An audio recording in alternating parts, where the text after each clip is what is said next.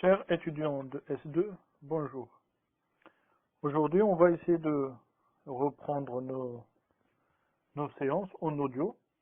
Donc, ça sera aujourd'hui 26 mars 2020, notre deuxième audio qui va porter sur les personnes responsables. Je suis votre professeur Jamal Arbaï. Et je vous rappelle que, comme on était en train de voir, et on a déjà vu en fait la première partie qui concerne les éléments constitutifs de l'infraction. Donc on a vu que pour qu'une infraction existe, il faut trois éléments. D'abord l'élément légal, ensuite l'élément matériel et enfin l'élément moral. Lorsque ces trois éléments existent, l'infraction existe. Et ce n'est pas parce que l'infraction existe que celui qui a commis cette infraction ou qui a participé à cette infraction sera déclaré pénalement responsable. Donc encore faut-il que cette personne soit coupable et déclarée au niveau juridique comme pénalement responsable. Ainsi, par exemple, on peut avoir par exemple une infraction pénale, mais l'auteur, par exemple, n'a pas ses capacités mentales, par exemple, il est aliéné mental. On peut avoir une infraction, mais l'auteur, par exemple, a été dans un état de légitime défense.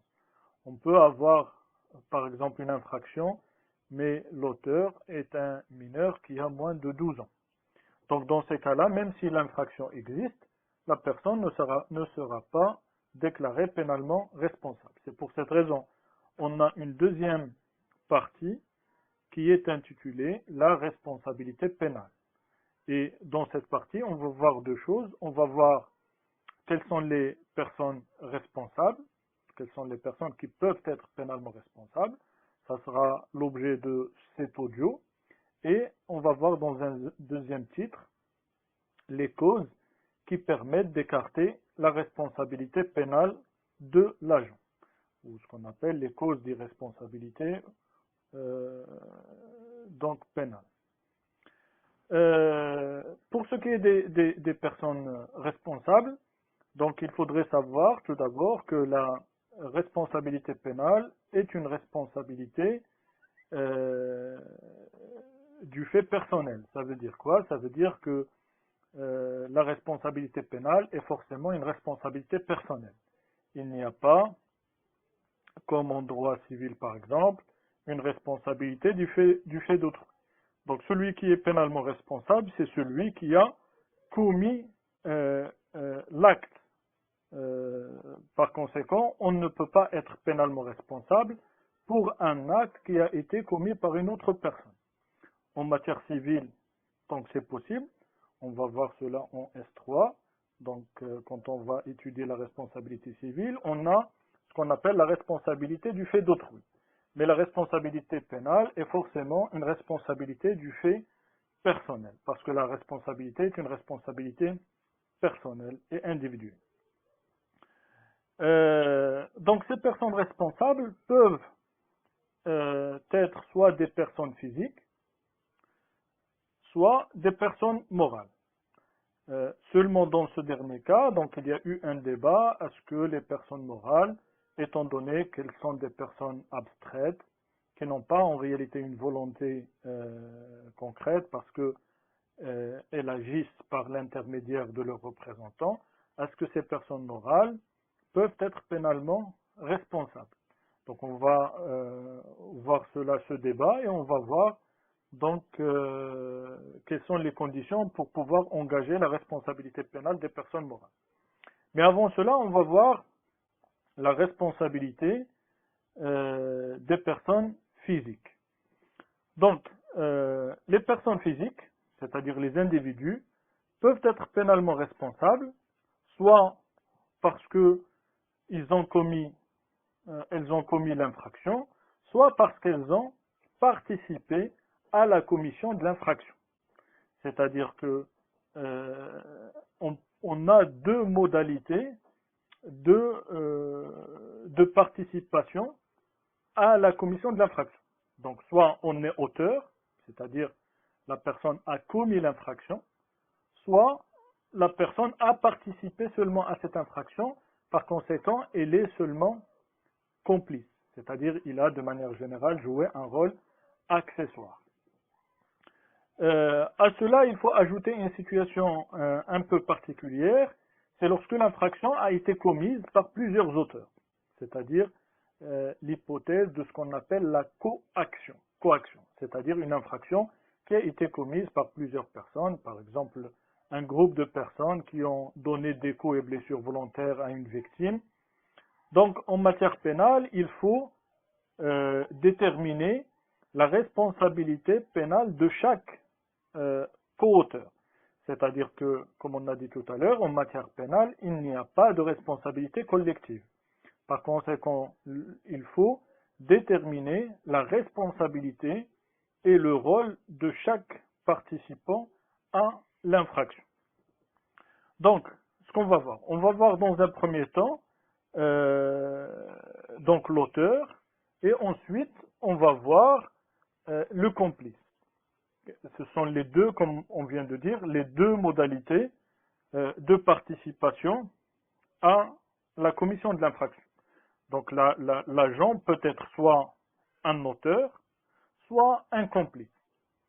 Donc tout d'abord pour l'auteur, quand on parle de l'auteur, c'est celui, de manière générale, qui a accompli ou qui a tenté d'accomplir, parce que on parle aussi d'auteur dans le cadre de la tentative. Donc l'auteur, c'est celui qui a accompli ou celui qui a tenté d'accomplir les actes correspondant à l'élément matériel de l'infraction. C'est-à-dire, c'est la personne qui a, de manière générale, accompli les actes interdits par la loi pénale. On distingue deux types d'auteurs. Donc on a d'une part l'auteur matériel ou direct, qu'on appelle aussi direct, et d'autre part on a l'auteur moral ou intellectuel. Pour ce qui est d'abord de l'auteur matériel ou direct, donc c'est celui qui accomplit les actes matériels constitutifs de l'infraction, c'est-à-dire c'est celui qui commet matériellement l'infraction.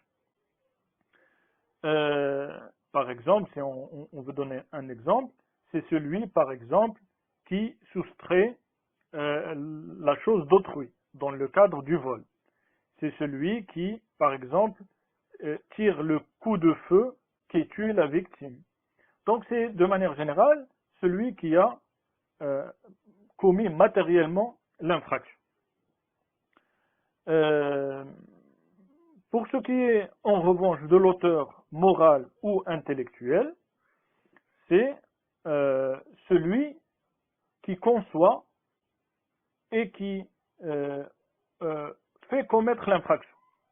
Ça veut dire quoi? Ça veut dire de manière générale, c'est celui qui a pensé et qui a conçu l'infraction et qui a ordonné à quelqu'un de commettre l'infraction. C'est-à-dire ce n'est pas lui qui a commis matériellement l'infraction.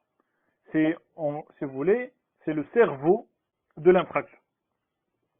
Donc cet auteur moral ou intellectuel, donc par rapport à son existence, il y a tout un débat au sein du droit pénal,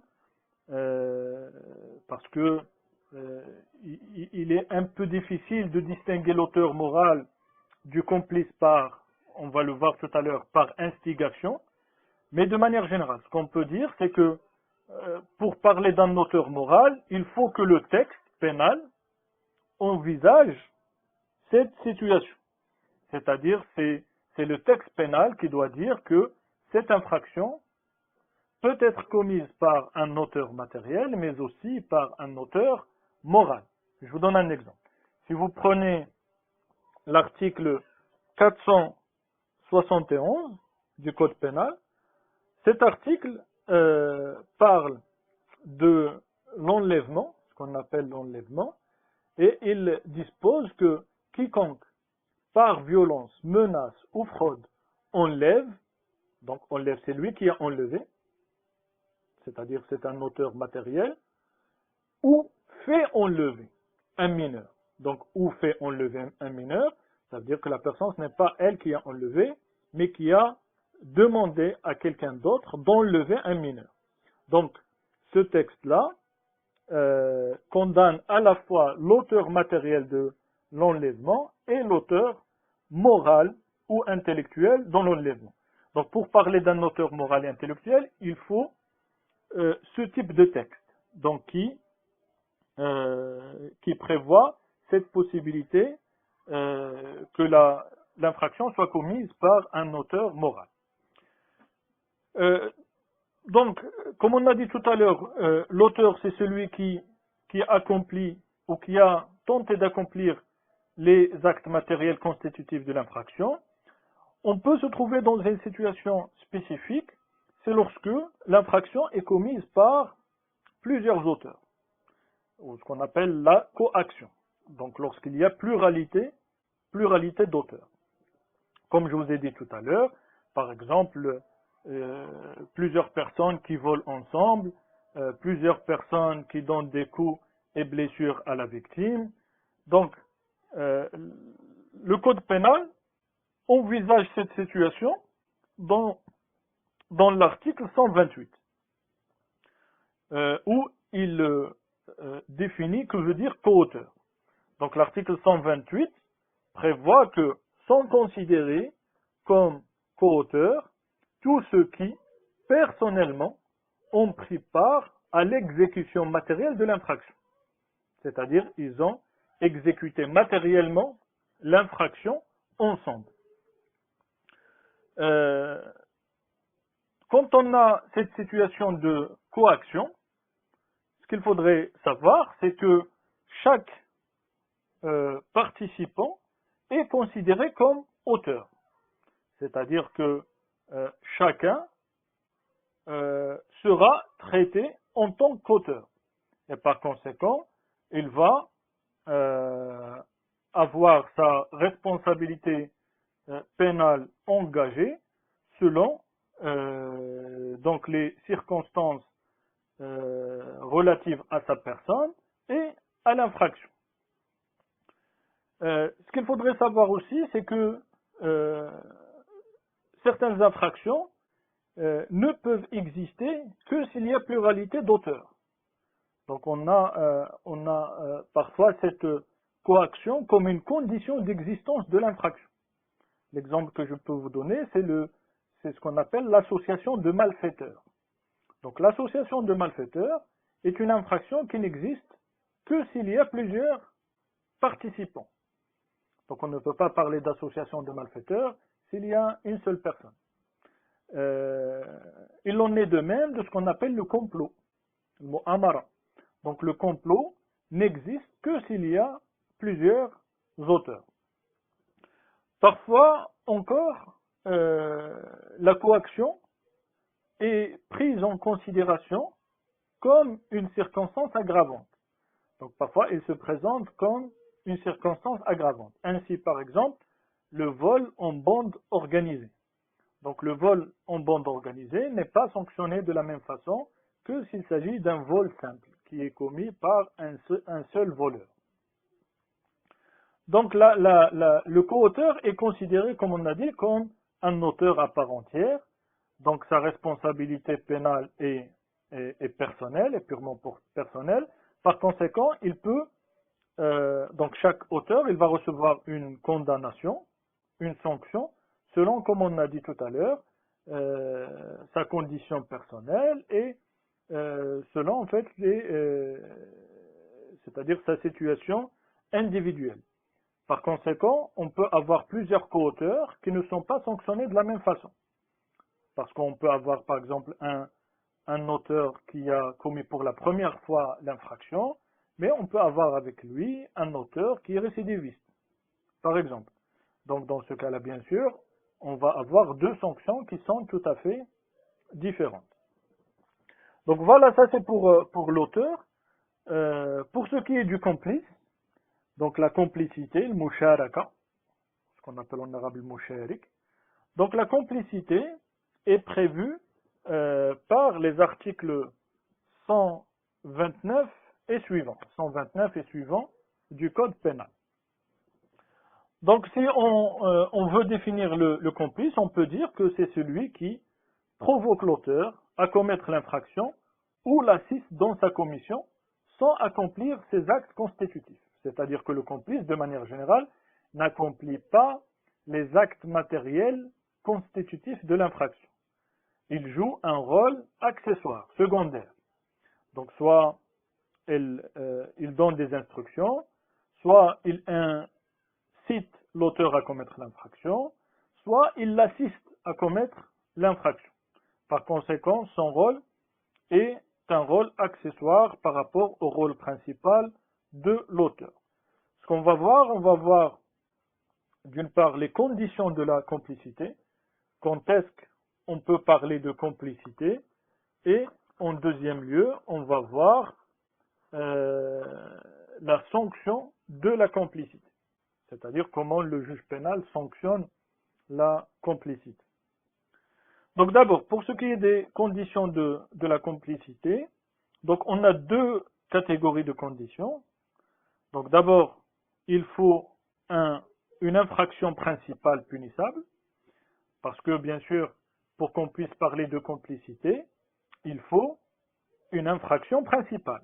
C'est-à-dire, il faut par exemple un vol, et on peut avoir un complice de vol. Il faut avoir par exemple un homicide volontaire, et on peut avoir un complice de l'homicide volontaire. Donc il faut obligatoirement une infraction principale. Ce qu'il faudrait savoir au niveau théorique, donc cette question ou cette condition n'a pas fait l'unanimité, parce que on a de manière générale deux thèses. On a une thèse qui estime que la complicité est un délit autonome. Pourquoi il est un délit autonome? C'est-à-dire qu'il n'a pas besoin d'une infraction principale, parce que cette thèse considère que la complicité remplit tous les éléments constitutifs de l'infraction. Donc il y a l'élément matériel, parce que le complice a fait quelque chose, soit il a assisté, soit il a fourni par exemple l'arme du crime, soit. Et il y a l'élément légal, donc c'est le texte pénal qui sanctionne la complicité, et il y a l'élément moral, c'est-à-dire que le complice, de manière générale, c'est quelqu'un qui est animé par une intention criminelle. Par conséquent, selon cette thèse, donc ce sont les positivistes qui considèrent que la complicité est un délit autonome. À l'opposé, on a une deuxième thèse qui considère que la complicité emprunte son caractère criminel de l'infraction principale, c'est-à-dire, de manière plus claire, c'est qu'il faut une infraction principale pour que la complicité existe.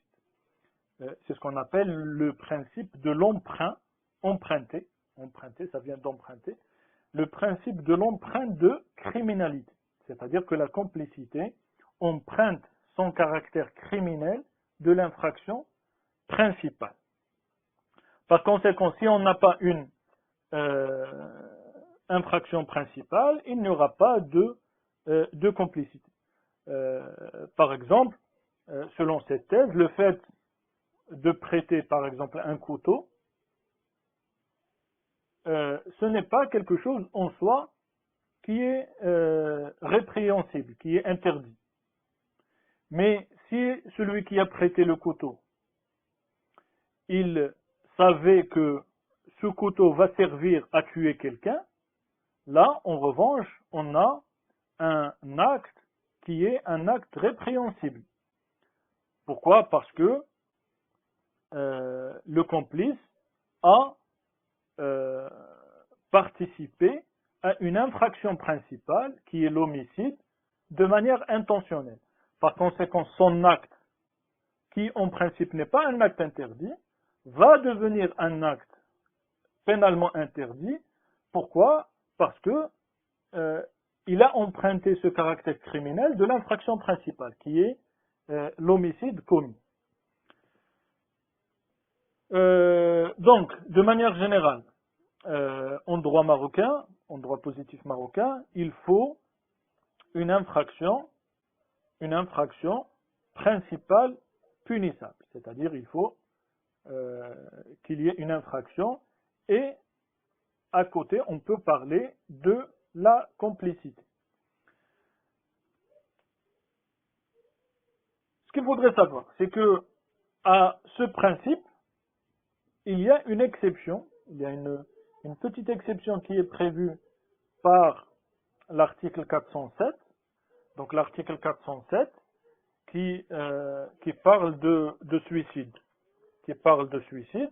Donc cet article prévoit que quiconque sciemment aide une personne dans les faits qui préparent ou facilitent son suicide, ou fournit les armes, poisons ou instructions destinées au suicide, sachant qu'ils doivent y servir, est puni si le suicide est réalisé de l'emprisonnement d'1 an à 5 ans. Donc, ici, on a une exception. Pourquoi? Parce que celui qui tente de se suicider, ou le suicide en soi, ce n'est pas une infraction pénale, mais celui qui aide une personne à se suicider sera sanctionné pénalement. Ça veut dire, ici, on a une exception à ce principe qu'il faut une infraction principale punissable. Parce qu'en matière de suicide, il n'y a pas d'infraction principale punissable. Donc ça, c'est la première condition. La deuxième condition, c'est qu'il faut un acte de complicité. C'est-à-dire que celui qu'on va condamner pour complicité doit commettre un acte. Parce que on ne va pas considérer quelqu'un comme complice alors qu'il n'a commis aucun acte. Donc il faut obligatoirement un acte de complicité. Donc cet acte de complicité, ils sont prévus. Donc les actes de complicité sont prévus de manière générale dans l'article 129. Dans l'article 129, c'est un article assez long, donc il dit que sont considérés comme complices d'une infraction qualifiée crime ou délit ceux qui, sans participation directe à cette infraction, ont. Il nous donne en fait certains actes. Pardon, promesse, menace, abus d'autorité, et ainsi de suite, provoquer à cette action ou donner des instructions, procurer des armes, des instruments ou tout autre moyen qui aura servi à l'action sachant qu'il devait y servir, et ainsi de suite. Donc, il faut lire un petit peu l'article 129, mais de manière générale, on peut, à partir de cet article et à partir de la doctrine, relever quels sont les caractères que doit revêtir l'acte de complicité. Donc, quels sont les caractères que l'acte de complicité doit avoir pour qu'on puisse parler de complicité. Donc, l'acte de complicité doit être d'abord un acte positif. Ça veut dire quoi un acte positif? Ça veut dire un acte de commission. Ça veut dire que le complice doit commettre quelque chose, doit faire un acte. Par conséquent, il n'y a pas de complicité par omission. Donc on ne peut pas parler de complicité par abstention. Donc le complice, forcément, commet quelque chose de positif. Il commet un acte. Donc il n'y a pas de complicité par omission. La complicité est toujours par commission et non pas par omission. Le deuxième caractère, l'acte de complicité doit être consommé. Donc doit être consommé, ça veut dire quoi? Ça veut dire que l'acte que le complice a commis, il a servi à commettre l'infraction. Ou au moins, il a servi à tenter de commettre l'infraction. Autrement dit, l'acte de complicité est consommé si l'infraction principale a été commise ou il a été tenté. Bien sûr, il faut qu'il s'agisse d'une infraction principale commise, c'est-à-dire une infraction principale consommée, ou au moins tentée, avec, bien sûr, les conditions de la tentative, donc les conditions qu'on a vues à propos de la tentative. Par conséquent, en matière de complicité, on ne peut pas parler de tentative de complicité. Il n'y a pas de tentative de complicité. Soit on est complice, soit on ne l'est pas. C'est-à-dire on ne parle pas de complicité si quelqu'un a tenté d'être complice. Donc on ne peut pas être condamné parce qu'on a tenté d'être complice. Donc la complicité, soit il est consommé, soit il n'est pas condamnable.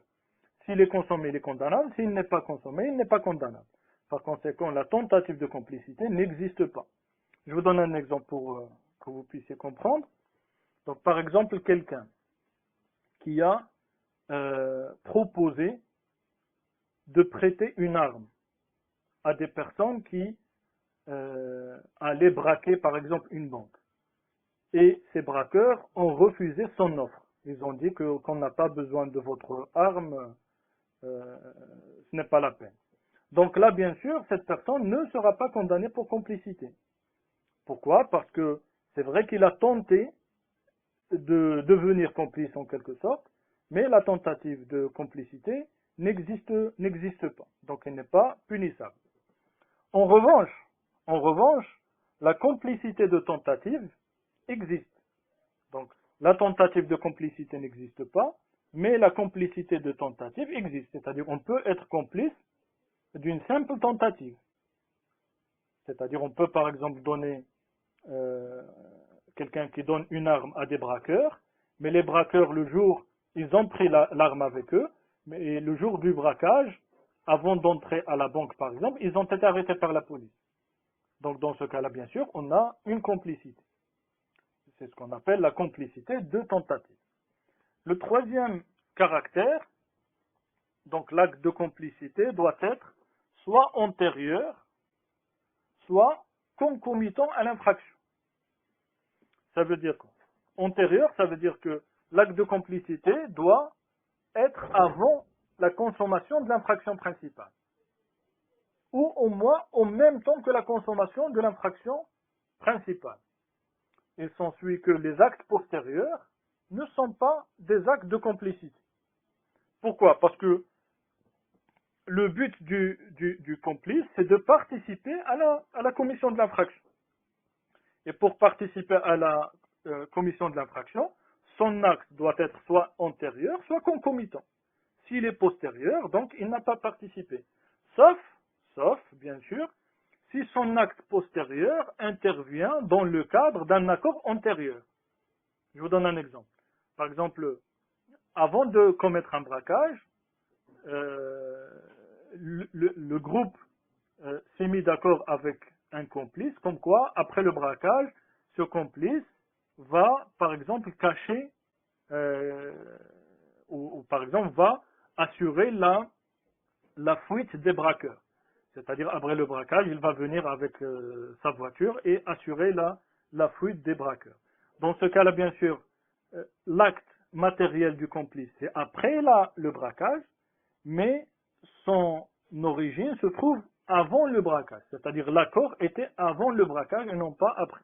Dans ce cas-là, on parle, bien sûr, d'un acte de complicité condamnable.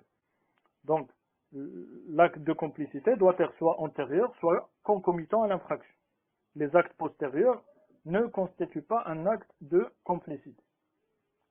Quatrième caractère, il faut que l'acte de complicité soit direct, soit indirect. Ça veut dire que de manière générale, il y a une relation directe entre l'auteur et le complice, c'est-à-dire le complice va assister l'auteur ou il provoque directement l'auteur ou il lui donne des informations autres, mais on admet également que l'acte de complicité soit indirect. Ça veut dire quoi? Ça veut dire que le complice n'a pas une relation directe avec l'auteur. En quelque sorte, on a le complice du complice. Par exemple, quelqu'un qui va donner une arme à une personne pour que cette personne la donne à l'auteur de l'infraction. Donc on a bien sûr deux personnes qui sont complices. Donc il y a le premier complice qui a donné l'arme, mais on a le deuxième complice qui a en quelque sorte livré l'arme à l'auteur de l'infraction. Donc c'est ce qu'on appelle la complicité de la complicité et qui est également condamnable. Le deuxième point, les formes de l'acte de complicité. Donc les formes de l'acte de complicité sont prévues par l'article 129. Donc il y a plusieurs actes de complicité, mais on peut les regrouper. Donc les formes de complicité, on peut les regrouper dans trois catégories. Donc d'abord, on a la complicité par aide ou assistance, c'est-à-dire que le complice va aider ou assister l'auteur. Donc par exemple, il va lui fournir les moyens pour commettre l'infraction, une arme par exemple, ou un logement, ou n'importe quel moyen pour commettre l'infraction. Il faudrait savoir que la présence physique aussi sur place est considérée comme une complicité par aide ou assistance. Donc par exemple, quelqu'un qui est sur place pour immobiliser une victime, afin que l'auteur commet un viol. Cette personne qui immobilise la victime est considérée comme un complice par aide et assistance. La deuxième forme de complicité, c'est la complicité par provocation ou instigation. Ça veut dire quoi? Ça veut dire que le complice va inciter, va convaincre l'auteur de commettre l'infraction. Donc cette provocation, cette provocation doit être qualifiée dans le sens où il doit être accompagné par l'une des circonstances prévues par l'article 129.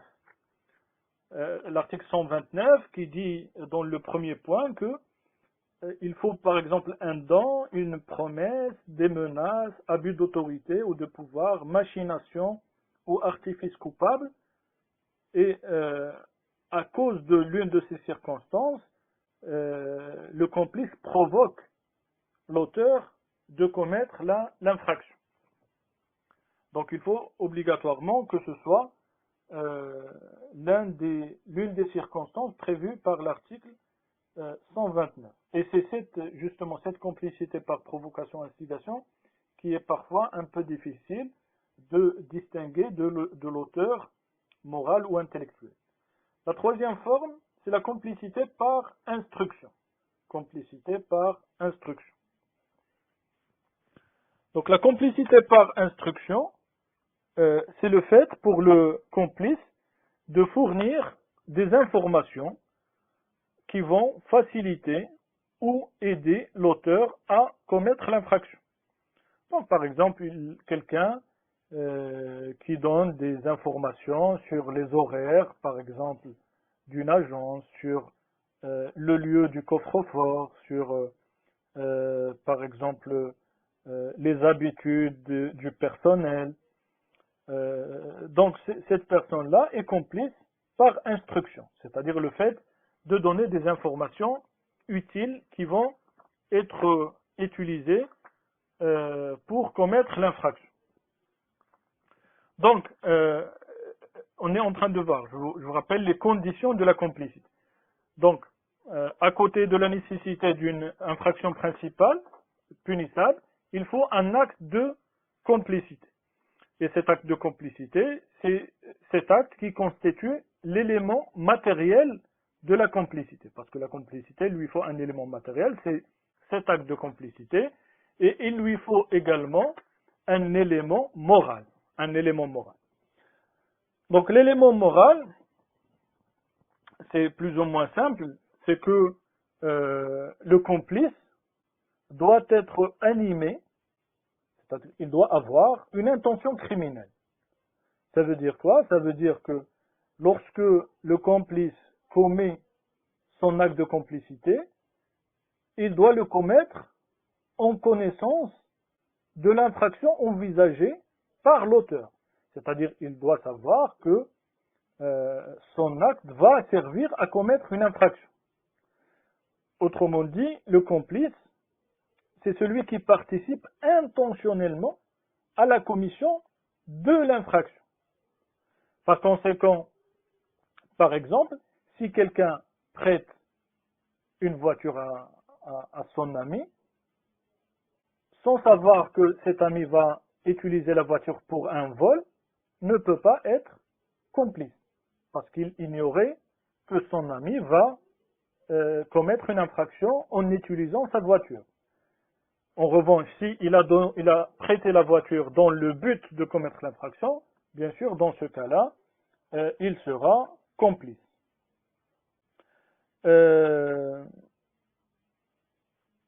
Donc, ça c'est l'élément moral.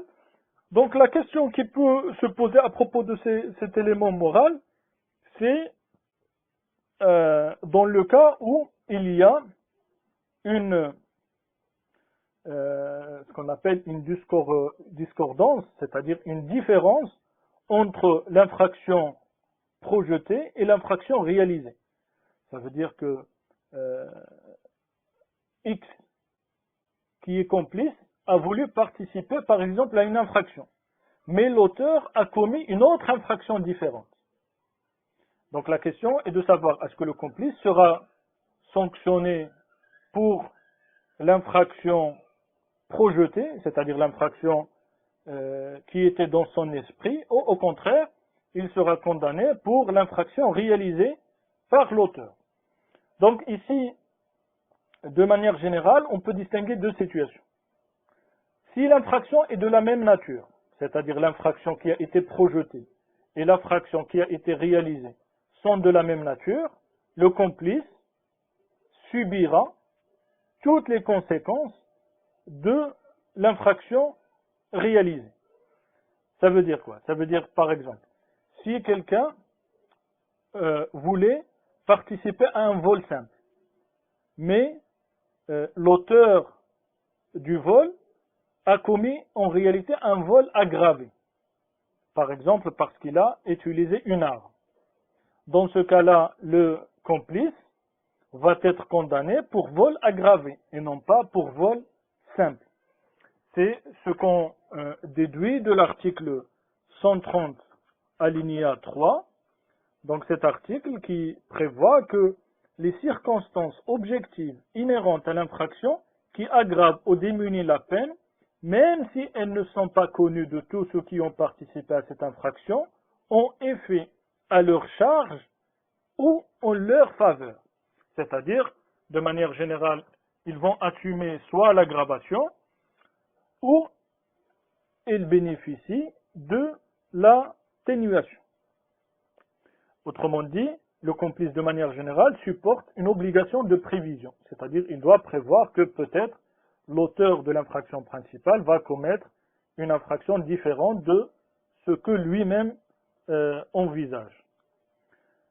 En revanche, lorsque l'infraction projetée est sans rapport avec l'infraction commise, dans ce cas-là, on considère que le complice ne va pas être condamné pour l'infraction commise. Je vous donne un petit exemple.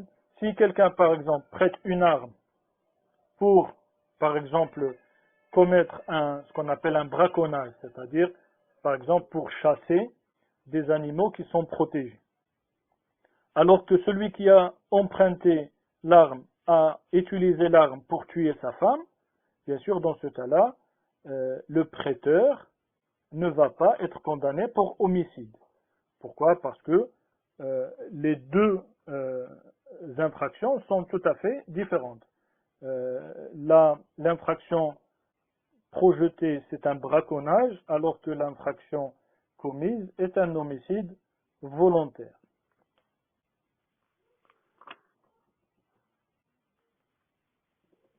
Pour ce qui est, en deuxième lieu, la sanction de la complicité, la sanction est prévue par l'article 130. Donc c'est l'article 130 qui prévoit la sanction de la complicité. Donc le complice d'un crime ou d'un délit est punissable de la même peine réprimant ce crime ou ce délit. C'est-à-dire, de manière générale, on assimile le complice à l'auteur. C'est ce qu'on appelle l'empreinte de pénalité. Tout à l'heure, on a parlé de l'empreinte de criminalité. Il y a également un empreinte de pénalité. Ça veut dire que la sanction de la complicité est empruntée de la sanction de l'infraction principale. Mais, bien sûr, la sanction du complice et la sanction de l'auteur peuvent être différentes en raison des circonstances subjectives ou personnelles. On a dit tout à l'heure, pour ce qui est des circonstances réelles ou objectives, ça veut dire l'article 130 alinéa 3, ces circonstances réelles ou objectives, pourquoi on les appelle réelles ou objectives? Parce que ils concernent l'infraction. Donc l'alinéa 3 de l'article 130 dit que les circonstances objectives inhérentes à l'infraction, c'est-à-dire qui sont liées à l'acte commis. Par exemple, je ne sais pas, un vol qui a été commis la nuit, qui a été commis par effraction, par exemple. La victime, par exemple, est un mineur. Donc ces circonstances objectives ou réelles s'appliquent à l'auteur et au complice de la même façon, pour aggraver ou atténuer la sanction. Donc même si le complice ne les connaissait pas. Donc c'est ce que dit l'alinéa 3 de l'article 130. En revanche, les circonstances subjectives, ou personnelles du complice, par exemple, le complice est un récidiviste, le complice est un mineur. Donc, ces circonstances personnelles au complice s'appliquent à lui seul. C'est-à-dire, ces circonstances vont aggraver ou atténuer sa sanction, mais ne s'appliquent pas à l'auteur, et vice-versa. Les circonstances personnelles à l'auteur ne s'appliquent qu'à l'auteur et ne s'appliquent pas au complice. Donc, quand il s'agit d'un crime ou d'un délit, la sanction de la complicité est la même que la sanction de l'infraction principale. Toutefois, l'article 129 à la fin dit que la complicité n'est jamais punissable en matière de contravention. C'est-à-dire en matière de contravention, il n'y a pas de complicité et la complicité n'est pas punissable. Donc la complicité n'est punissable que lorsqu'il s'agit d'un crime ou d'un délit. Donc ceci pour les personnes physiques. Pour les personnes morales, rapidement, pour les personnes morales, comme je vous ai dit, le problème se pose, ou s'est posé, parce qu'il ne se pose plus, s'est posé à propos de la possibilité d'engager le responsable. Est-ce que les personnes morales sont ou peuvent être pénalement responsables? Donc, les objections c'est-à-dire les personnes, si vous voulez, qui étaient contre cette responsabilité pénale des personnes morales, avançaient deux arguments. Donc, le premier argument, c'est que une personne morale n'a pas une existence réelle et il n'a pas une volonté réelle. Parce que, comme vous le savez, une personne morale, c'est quelque chose d'abstrait. Donc, c'est une sorte de fiction. Donc, ce n'est pas quelque chose qui est concret, qui a une volonté réelle. Par conséquent, on ne peut pas dire que une personne morale a l'intention criminelle. Ce n'est pas possible. Et d'autre part, une personne morale ne peut pas être sanctionnée par des peines privatives de liberté. C'est-à-dire, on ne peut pas sanctionner une personne morale par une peine d'emprisonnement, par exemple. Parce qu'une personne morale, comme on a dit, c'est quelque chose d'abstrait. Donc, ce sont les deux arguments qui ont été avancés pour, en quelque sorte, nier la responsabilité pénale des personnes morales.